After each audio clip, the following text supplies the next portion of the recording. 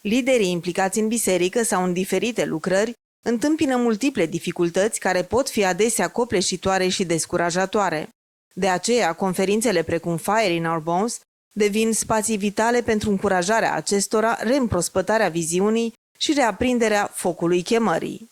Cred că dacă este nevoie de ceva în vremea de acum, e nevoie de încurajarea liderilor, pentru că există un număr mare de provocări pe care societatea contemporană le aduce în dreptul liderilor și tocmai de aceea cred că astfel de lucrări, ca și cea la care suntem prezenți aici, contribuie nespus de mult la încurajarea slujitorilor. Făcând referire la liderii implicați în lucrarea cu persoanele captive în dependențe, Nelu Filip a evidențiat că aceștia au de înfruntat o adevărată luptă spirituală. Este o luptă spirituală pe care nu o putem contesta, pentru că cel ce i-a legat pe cei ce sunt legați și pe care păstorii sau liderii vor să-i ajute să fie eliberați și dezlegați, au de stat față în față cu o luptă spirituală extraordinară. Asta este o mare, mare provocare. Și de aceea cred că liderii implicați într-o astfel de lucrare trebuie să fie foarte bine echipați. Sunt recunoscător lui Dumnezeu pentru că astfel de conferințe echipează slujitorii să poată să fie folositori, să poată să aducă încurajare, să poată să aducă cuvânt de zidire.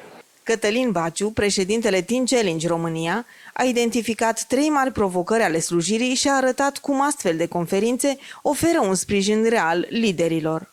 Un top 3 așa de provocări ai liderilor spirituale, în primul rând, faptul că nu se odihnesc sau nu au un timp de să se deconecteze de la asta și tot timpul apar nevoi, și tot timpul apar urgențe, și tot timpul apar lucruri importante de făcut și urgente și importante. Și ajungi câteodată să fii uscat sau ajungi să fii obosit sau ajungi și am trecut prin asta și câteodată trec prea des prin asta.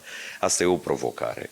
A doua este să ai oameni loiali și să ai oameni cu care cu adevărat poți să faci lucrarea împreună. Iar a treia întotdeauna sunt banii, da? Resursele, da? Îți trebuie bani să poți să faci treabă.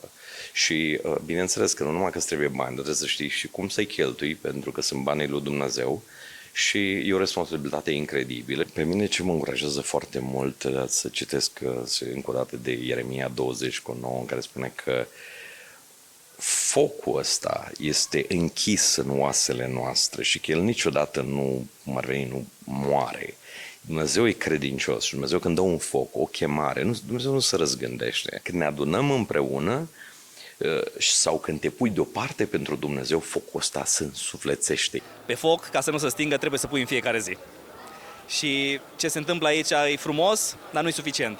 Ce s-a întâmplat aici trebuie să continue într-o viață de umblare cu Dumnezeu. Alpha.